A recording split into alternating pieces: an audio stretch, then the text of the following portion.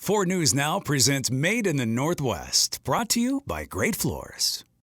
For the past several years, the Inland Northwest has started to make some noise with its outstanding locally made alcoholic beverages. We all know about wines from Walla Walla or the Yakima Valley, but some local wineries are now being recognized nationally. Local breweries are winning all kinds of awards and making this area a destination for craft beer lovers. Even a few local distilleries and a handful of local cideries have worked their way into this delicious mix. We'll celebrate them all over the next 30 minutes on Made in the Northwest, a 4 News Now special. Welcome to a special edition of Made in the Northwest. It's all about the great companies helping you drink local. I'm Derek Dice. And I'm Robin Nance. We are coming to you from No Lie Brewhouse in Spokane, which has become one of the bigger breweries in the state. It's been serving up Spokane-style beers for years, but its newest product isn't even a beer. In the 7 years since relaunching as No Lie Brewhouse, it's become one of the biggest craft breweries in Washington. We got active blue oil going on right here. With 80 employees producing about 14,000 barrels of beer a year. And owner John Bryant says they've stopped worrying about what the big boys of the beer industry are doing in Spokane. We have to be the best Spokane craft brewer we can be.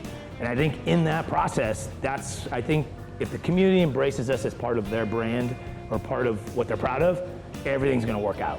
No Lie's Spokane-style beers, like the new Jet Juiced IPA, are found all over the Inland Northwest, and it's won over 30 international medals in brewing. It's humbling, but it's like, how much better can we get?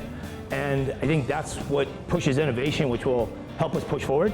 In fact, its latest push isn't into new beers. It's into hard seltzers, which have been skyrocketing in sales. And we knew if we were gonna be a viable company for the future and be able to grow in Spokane, we had to at least experiment, try, and make a really great product. And No Lie believes it's done it with its Day Fade Rainier Cherry and Huckleberry hard seltzers, but the recipes took months to perfect. To make a very clear seltzer that has a very nice aromatic and nice flavor, 100 calories, less than 2 carbs, 5% alcohol, but really clean, is really difficult to do. And while beer is still the big draw, No Lie's Patio has become a go-to destination when it's warm out. You can even paddleboard right up to it. And then they dock up and they climb up the bank, and they have a beverage, and then they're sending it around the Northwest of this cool place in Spokane. In the bigger picture, Bryant believes the patio can become a tourist draw as part of Spokane's craft beer scene. And all of a sudden this buzz starts happening and our local economy really goes. But as more important, the local culture of food and music and just hospitality and everything goes bam. And I think that's what that patio is about. No Lie recently bought Orleson Brewing's facility in Airway Heights, giving it the ability and capacity to continue to grow here. And it would be great to be kind of Spokane's first regional craft brewery since Prohibition. And keep being the best Spokane craft brewer it can be while continuing to fight off the big boys. I think we can win on quality. We can win on personal service. We can win on innovation. And I think energy. Another brewery with a popular patio can be found in North Idaho. Post Falls Brewing Company makes between 80 and 100 barrels of beer a year and provides itself on its different styles of IPAs as well as its experimental beers. Right now it sells more than half of its beer in its tap house. And co-owner Dan Stokes says becoming a big brewery is not in the plans. No, we're just trying to own Post Falls. I mean, we like to have this to be a place for the locals. We like to have a community vibe here. And even though Stokes doesn't want the brewery to get too big, he does say they have room to expand in its current location. Bellwether Brewing Company in Spokane has created an identity by being a little bit different than other local brewers. It's old world style with a Northwest flair. It's so much fun coming up with stuff that is just outside of the realm of mainstream beer. And just outside of that realm is where Bellwether Brewing Company on North Monroe has found its niche. Head brewer Thomas Coskery can be a bit of a mad scientist when it comes to beer. He'll come up and be like, smell this, and it's nothing like I've had before. Coskery enjoys recreating ancient and historical beers, especially Gruit-style ales, which were popular in Europe in the pre-1500s. Not too many people that are taking out hops and replacing them with something like 4 to 12 different botanicals, blending those together, and then getting this highly different profile. Coskery experiments with all kinds of botanicals. the classic pine flavor with a huge burst of orange. Even using pine needles from a Christmas tree. I don't have any juniper branches around, but we just had Christmas time, so we chopped up our Christmas tree from the tap room, and that is in the beer. Another part of its identity is in collaborating with other breweries, which helped Bellwether out when it was just getting off the ground 3 years ago. We were like, wow, why are you helping us? And they're like, it's going to be good for all of us as you guys. And so we see that as not only were we finding like a niche for us, but we're helping grow Spokane's beer scene also. Bellwether produced around 150 barrels of beer in 2018. But with its new 10-barrel system, that number will increase dramatically, which means it plans to up its keg distribution. Different bars, restaurants, things like that. Definitely focusing on the Spokane area. It's also considering canning its beers as it continues to grow, but Bellwether never wants to lose its niche. Our goal has always been to be a neighborhood place, and we want to stay that, and we always want to be experimenting and doing different beers. And that'll be just fine for its loyal following. A few local breweries are all about man's best friend. Laughing Dog Brewing in Pend Oreille, which has a dog-friendly tap room, likes to say it's been brewing fetchingly good beer since 2005. Owner Fred Colby says the brewery got its name from Ben, his yellow lab, after a friend said, "Your dog is laughing at you. He's a real laughing dog." It produces about 6,000 barrels of beer a year and can be found in 36 different states in Canada. English Setter Brewing Company in Spokane Valley is another local brewery that wants you to come, sit, and stay. Its beers have names like Guard Dog IPA, Golden Doodle Golden Ale, and Beagle Juice. Owners Reese and Jackie Carlson bought the brewery in 2018 after falling in love with the traditional pub atmosphere they found on their honeymoon in Ireland. English Setter just recently started distributing locally. Badass Backyard Brewing, also in Spokane Valley, is believed to be the only brewery in the state that's completely owned and founded by a woman. Charlene Hansik quit her job answering 911 calls to dive headfirst into making beer. She loves experimenting with new flavors and will even make beers based on your suggestions. Badass Backyard Brewing now has a tap room in Spokane Valley and a handle at Coeur d'Alene Fresh. It's also become a popular spot for its beer yoga. Now, if beer really isn't your drink of choice, not to worry. Still to come here on this special edition of Made in the Northwest. We'll take you inside a new distillery in East Spokane and show you how Warrior Liquor is making a wide variety of flavored vodkas, flavored bourbons, and more. We'll talk local wineries as well, including Winescape, run by a husband and wife team whose winemaking hobby grew far too big for the basement.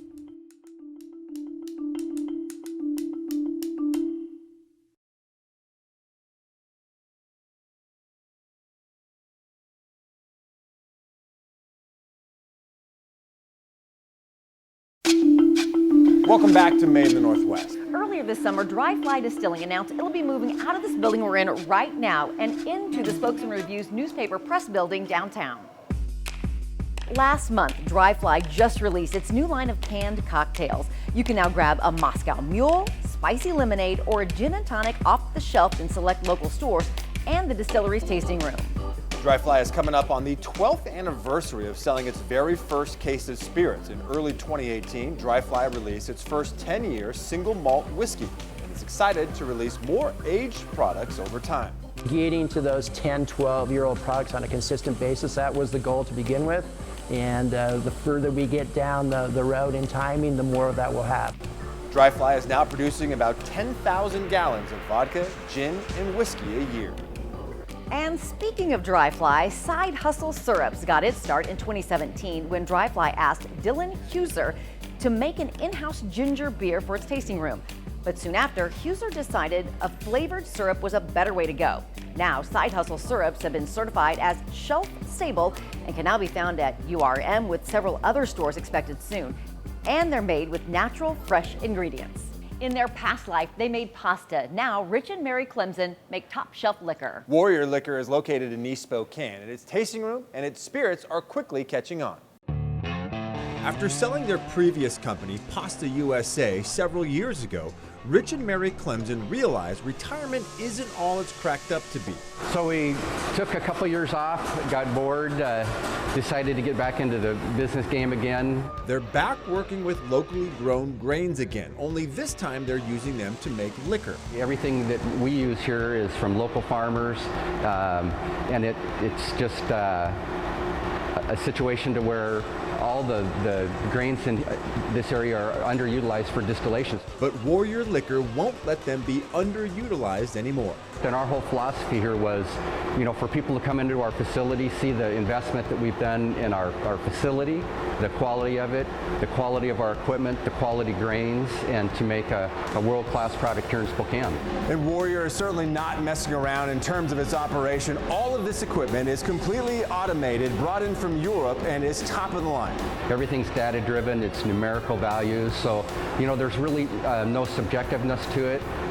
What we make yesterday is going to be the same as what we make tomorrow for that consistency of product. Warrior also feels fortunate to have Brad and Bruce Budge, formerly of Budge Brothers Brewery, working as distillers. We've got 20 years of experience on their side in terms of mashing in, knowing the process, understanding how it's made. Warrior's facility allows it to be flexible and make a wide variety of products. We make a whole variety of flavored vodkas. We do a world-class gin. We do a bourbon, a rye, and a single malt. Recently, we just come out with some flavored bourbons, a cherry bomb, an espresso bourbon. And you can try them all in its tasting room, which is attached to the production facility. You can come here and experience our products in a very nice setting. We opened up last August. The reception's been awesome. And while it's only been in business for a short time, Warrior is already on its way of achieving its goal of distribution throughout the western U.S. We're starting distribution in Montana and Idaho. So as we gear up and fulfill those requirements, we'll just do Oregon and move into California. Bold business moves and bold liquor, all from being bored with retirement. So we've talked about craft beer and liquor from the Inland Northwest, but there are two types of libations we still need to get into. Now, one of them is wine, one of Washington's most popular exports. And Barrister Winery has become one of the Inland Northwest's most popular wineries. We'll tell you how a couple of lawyers with a passion for wine got it off the ground. The other beverage we've yet to explore is cider, how some issues with gluten inspired a local man to start Summit Cider in Coeur d'Alene. Don't go away.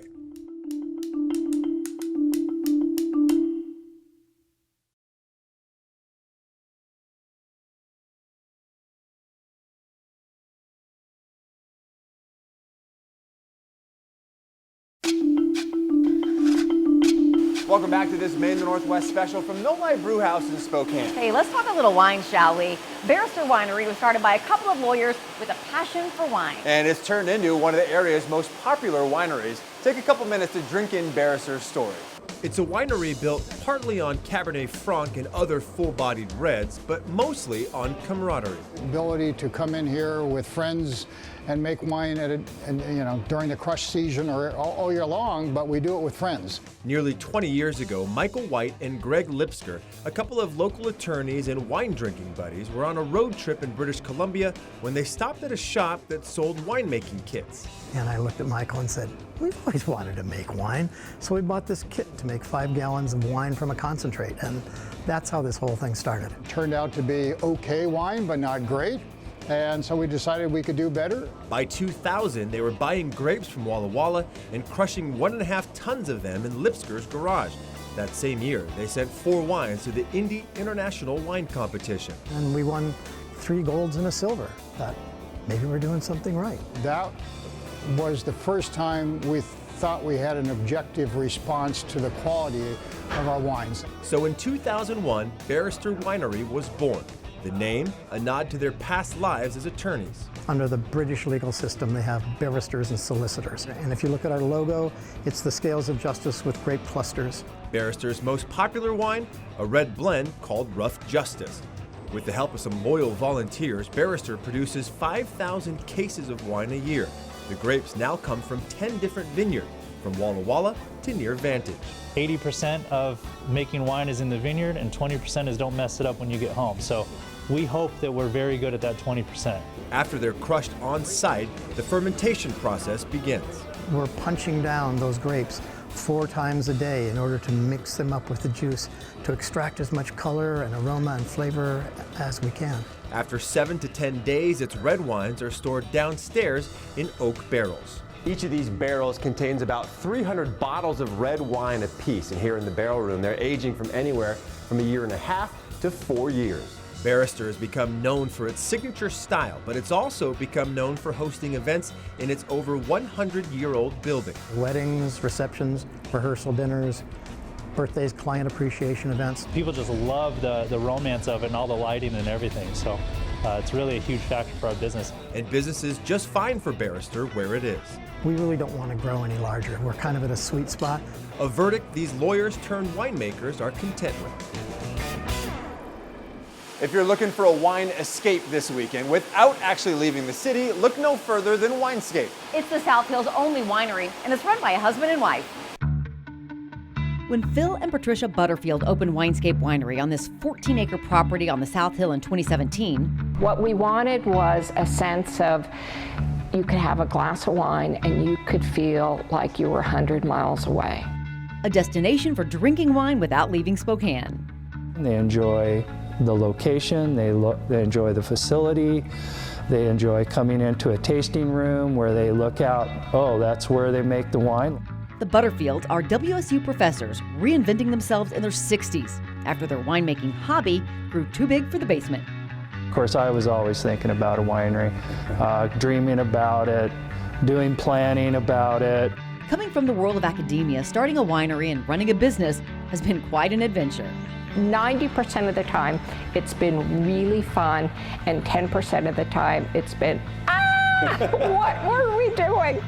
But Phil, aka Dr. Winescape, has really taken to his new profession, connecting the science of winemaking with the art of winemaking. He has the talent, he has the palate, and he has the ability to do something that's very special. And because of Phil's extensive research in labs, Winescape doesn't have to send its wines away for testing. And run the analysis and get the answer right away, come back out, take any corrective actions that I might need to do. But what the Butterfields really enjoy is making Winescape work together. Instead of losing our identity as college professors and different things, we've gained our identity as people that are doing something special and unique. It's brought us together in a whole new way. And making wines people enjoy, like the Cabernet Sauvignons Phil is especially proud of, doesn't hurt either. It's very gratifying that people enjoy our wine. Winescape is a destination, and its wines have definitely arrived. We can make great wine here, and that's our intention. And I think we're starting to prove that we can do that with the wines that we've released so far.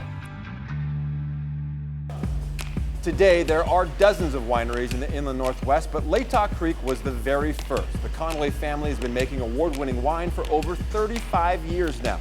Latah Creek's Riesling put them on the map right away, but the Conways say there are two main reasons they've been able to stay successful. One is that their wines are light and fruity and can be drunk at any time. The other is their commitment to keeping their wines affordable.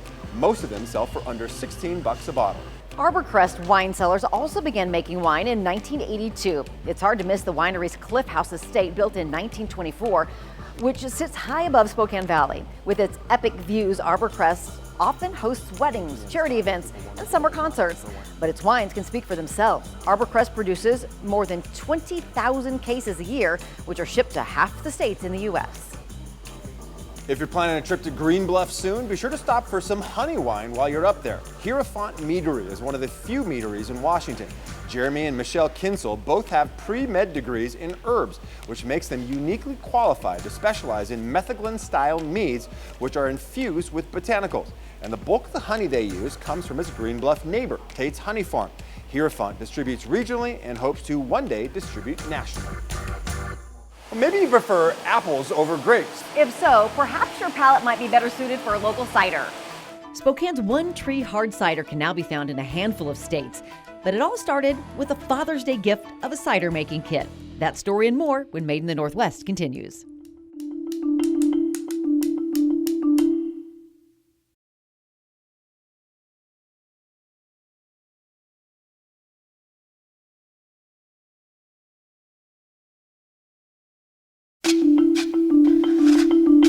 Welcome back. Hard cider seems to be a perfect fit with all the apples grown in this area. And for One Tree Hard Cider, it all started with a love for those apples and a Father's Day gift of a cider making kit. Well, now the Spokane Company has distribution all over Washington and Idaho and in a few other states as well. Grant Barnes and Neil Hennessy were co-workers at a cell phone company when they decided to fully commit to making cider several years ago. Now, One Tree produces more than 100,000 gallons of its 100% natural cider a year. But Barnes and Hennessy are pretty much the opposite of cider snobs. We're nerds. We like having fun. We like experimenting. We want people to not have to guess like what's in the product. One Tree makes 4 core ciders and some seasonal ciders as well. Its cider house on the west end of downtown Spokane always features 20 ciders on tap. The next cidery calls itself the Peak of Ciders. Summit Cider was founded in Coeur d'Alene in 2014 and has been growing ever since. Cider companies are opening across the Northwest all the time. Washington's the #1 apple producer, so why not start making cider in the Northwest? But Summit Cider got its start because owner and co-founder Davin Sjostrom has some issues with gluten. I used to be a beer drinker, and 4 or 5 years ago just had to quit cold turkey. And in looking for an alternative to beer, he started making cider at home. I made some really terrible cider for about 1.5 years and almost killed off a few of my friends, but it got better and better over the years. So much better that it blossomed into a business. Most of Summit Cider's names, like Corduroy and Yard Sale, have something to do with skiing, part of creating an active lifestyle brand. Even its logo is a double black diamond. I'm a skier. I'm up there, Schweitzer 50 times a year, and we just thought it was a great brand, great way to name a product people can relate to. Corduroy is the original recipe cider the company was founded on. It's just straight apple, no flavors, very light in sugar. Its uncrushable apricot is simply apricot soaked in corduroy. It allows the apple flavor to still be there and not taste like just an apricot cider. Sjostrom says the cider making process is just like winemaking. That is, until it's time for filtration, which is more like beer making. We filter it into a pressure tank called a bright tank, and then we carbonate it at that point, and then it's finished cider. Summit produces about 2,500 to 3,000 gallons of cider a month. And because cider is still a seasonal drink, most of that production is in the winter as they gear up for the busy summer months. Starting January, those tanks will be full and we'll be cranking out batches, bottling, canning consistently until the end of the summer. In August of 2017, Summit Cider closed down its tap room in Coeur d'Alene and worked out a partnership with Post Falls Brewing Company, who's been carrying its cider ever since. And they have 4 of our ciders, 4 taps, 7 days a week. So it just worked out well for people to go fill up growlers, try the ciders. Sjostrom says sales have doubled every year so far. This spring, he planted his own cider apples for the first time, and he's excited for the day they finally bear fruit. And then we can start to produce single varietals and some specialty type items. And then Summit may truly reach its peak. Coeur d'Alene Cider opened a tap room in downtown Coeur d'Alene just a few months ago. And so far, owner Jill Morrison says the response has been amazing. In addition to the tap room, you can find Coeur d'Alene cider in select bars and restaurants around the Lake City. It produces about 6,000 gallons of cider a year. Liberty Cider Works has been at the forefront of the cider revolution in the Inland Northwest. The award-winning cidery has been going strong since 2012 when Rick Hastings and Austin Dickey decided to join forces. Liberty Cider Works gets most of its apples from Bishop's Orchards in Garfield and makes several varietals, many of them from cider-specific apples. And as you can see, whether you're into beer, liquor, wine, or cider, the Inland Northwest has great options for you. And we realize there are still dozens of companies we have yet to feature. If you know of one you'd like me to cover on Made in the Northwest, you can send an email to DerekD@KXLY.com. You can also find me on Facebook and Twitter at the handles on your screen. Thanks for watching this special edition of Made in the Northwest. And remember, drink locally.